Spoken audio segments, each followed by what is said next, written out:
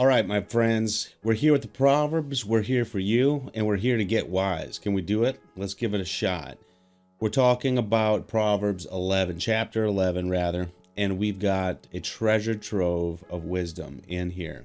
And again, yesterday we were talking about how many of these particular verses in themselves can be nuggets that you pull out at any time.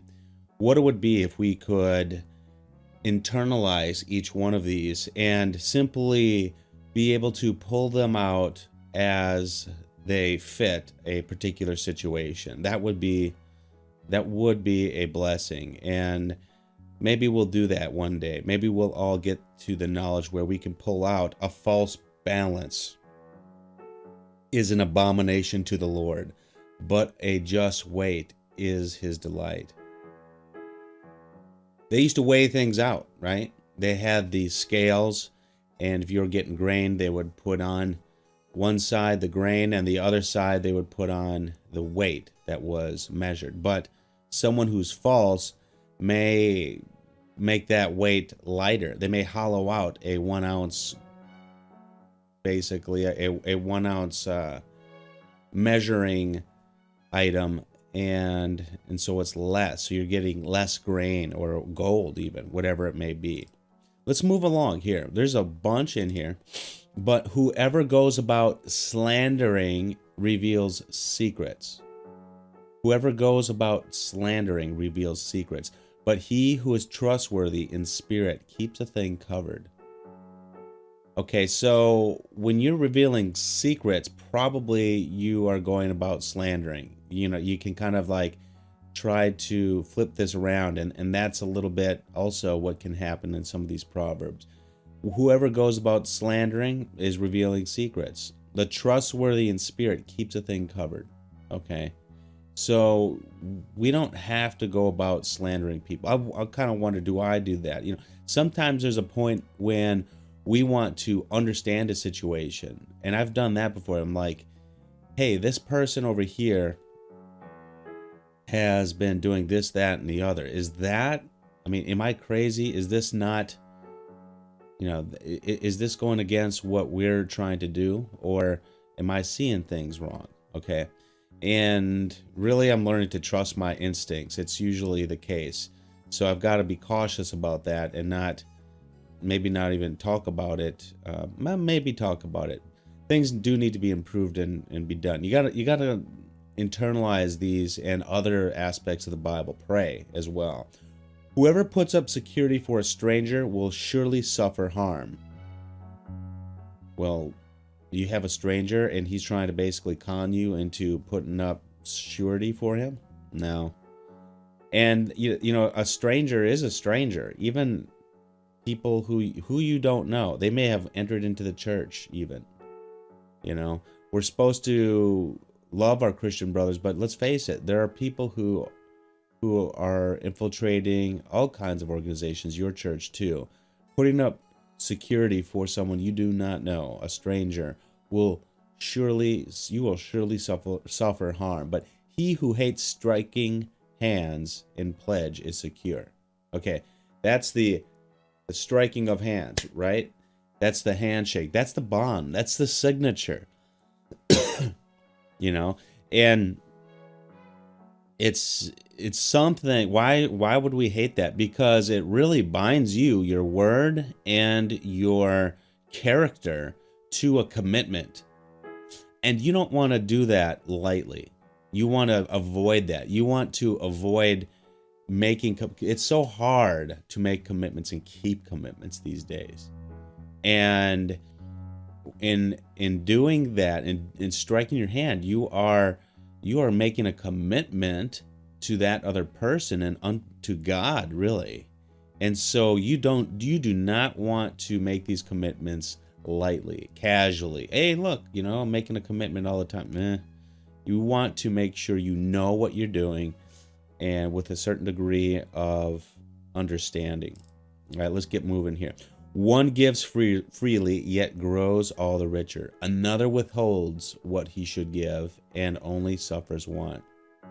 Isn't that true? I have a tough time with that sort of giving things to other freely. I I struggle when I know people who are wasteful and trying to give things to them, because I know they will basically devour what I give them and then come back for more, putting me into a house of poverty. I I don't like to do that. So it's hard for me to, because I'm a little bit logically minded, it's hard for me to know, in what instances can I do this? So me, it's a challenge. One gives freely, yet grows all the richer. Maybe that's why I'm not all the richer. I don't know. Lord, please help me to give freely and to do that in a way that glorifies you, but not foolishly, Lord. Those are prayers that we can pray on. We can get these proverbs out and see, where are we weak. JB's not strong at all of these.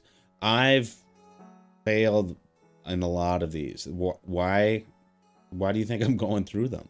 Because I need to meditate on these. I need to use these in my daily battle with this world and with the evil one, that I can actually get better and stronger at these. These are instruction.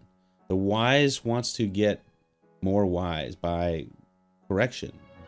And I have a heart to see these and internalize, do some self-reflection, and see where I'm failing. People curse him who holds back grain, but a blessing is on the head of him who sells it. Now, this is an opportunity to talk about people who try to hold back grain. Okay, what are they trying to do? They're trying to manipulate the market. Maybe they have a monopoly on a certain area. Maybe they're trying, whatever that product or service is, they're trying to hold that back as a way to inflate the value or price of a certain product or service. And that is like we're trying to manipulate God's given us these blessings. When we have it, we should give. When we have it, we should sell. We shouldn't be, and let those market forces take place, but we shouldn't be trying to hoard things as a way to increase the value of something. You can think of it in terms of when there's a hurricane, for example. You've seen where there's a hurricane and that hurricane comes through and people try to gouge people with the price of gas. Maybe they hold it back. I'm not even just saying that they shouldn't inflate their prices a little bit because of supply and demand, but they shouldn't be holding it back as a way to sort of gouge people. But a blessing is on the head of him who sells it. So he's got it, he sells it. He sells it, but he doesn't hold it back. That's what's coming out of that one. Now, here we go. The fruit of the righteousness is a tree of life. Fruit and tree of life. And whoever captures souls is wise. Whoever captures souls is wise. Isn't that interesting? That's something that you should take and try to chomp into that a little bit. Find out what that means to you. Whoever captures souls is wise. Whoever captures souls is wise. I see that bringing them to the Christ, to Jesus, right? If the righteous is repaid on earth, how much more will the wicked and the sinner? Now, repayment means payment for what they have done. So if the righteous is repaid, what about the wicked and sinner? The Lord will repay these folks. Sometimes you may not see it. You may not have, the Lord may not bless the opportunity for you to see the repayment of everyone on earth. Sometimes it's very rare where you do. You do something good, but you really don't see the impact of it. It may hurt you because you're trying to be humble and you're trying to be loving, and the person seems to reject it, but later on it comes around, but you're not there to see it. The Lord knows. And that's true with some of these wicked people. Some of these wicked people, the repayment is so enormous when the time comes, when the Lord repays them, that maybe it's at the end of their life and they were a miser the whole time they were here on earth. But what they did is they decided to go ahead and hoard all that money, not do nothing good with it. No family, no people. And at the end of their life, the Lord simply reveals the folly and wastefulness of their life, and the power of this, to think about looking back on your whole life and seeing how you have failed all in one go. It's got to be enormously painful. And we may not see that, but the Lord repays people. And that scenario may not play out everywhere, but the thing of it is, the Lord repays. We have to trust that it's His to repay, not ours. And even people who come to Christ, they have some reconciling to do with their ways. They can give it away, but they should feel an enormous pain from a lot of the evil things that they have done, even though the blessing of Christ and forgiveness ultimately covers that. But I look back and I'm like, hey, I mean, some of the things I've done, it's painful. I mean, I've not passive been forgiven, don't get me wrong, but if I want, there's a time where I have to recognize and ask for forgiveness for things. And there are times where I haven't really kind of come clean on things. I thought I did and try to catch it all, but what happens is they'll creep back, and the Lord's doing that so you can kind of come clean, get away from that stuff. And then you ask for forgiveness to a person or God if you just can't do it with a person. So the Proverbs 11, let's go ahead and read through. False balance is an abomination to the Lord, but a just weight is His delight. When pride comes, then comes disgrace, but with the humble is wisdom. The integrity of the upright guides them, but the crookedness of the treacherous destroys them. Riches do not profit in the day of wrath, but righteousness delivers from death. The righteousness of the blameless keeps his way straight, but the wicked falls by his own wickedness. The righteousness of the upright delivers them, but the treacherous are taken captive by their lust. The wicked dies, his hope will perish, and the expectation of wealth perishes too. The righteous is delivered from trouble, and the wicked walks into it instead. With his mouth the godless man would destroy his neighbor, but by knowledge the righteous are delivered.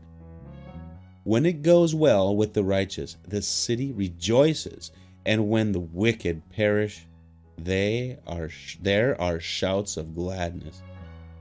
By the blessing of the upright a city is exalted, but by the mouth of the wicked it is overthrown.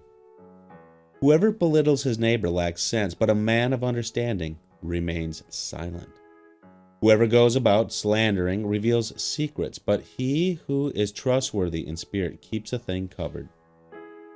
Where there is no guidance, a people falls, but in abundance of counselors there is safety. Whoever puts up security for a stranger will surely suffer harm, but he who hates striking hands in pledge is secure. A gracious woman gets honor, and violent men get riches. A man who is kind benefits himself, but a cruel man hurts himself. The wicked earns deceptive wages, but one who sows righteousness gets a sure reward. Whoever is steadfast in righteousness will live, but he who pursues evil will die.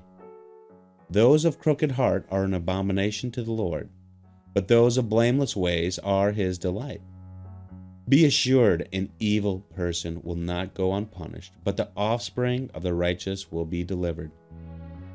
Like a gold ring in a pig's snout is a beautiful woman without discretion. The desire of the righteous ends only in good, the expectations of the wicked in wrath. One gives freely, yet grows all the richer. Another withholds what he should give, and only suffers want. Whoever brings blessings will be enriched, and one who waters will himself be watered. The people curse him who holds back grain, but a blessing is on the head of him who sells it. Whoever diligently seeks good favor, but evil comes to him who searches for it. Whoever trusts in his riches will fall, but the righteous will flourish like a green leaf. Whoever troubles his own household will inherit the wind, and the fool will be the servant to the wise of heart. The fruit of the righteous is a tree of life, and whoever captures souls is wise. If the righteous is repaid on earth, how much more the wicked and the sinner? My friends, chapter 11, this is JB. Take good care, my friends.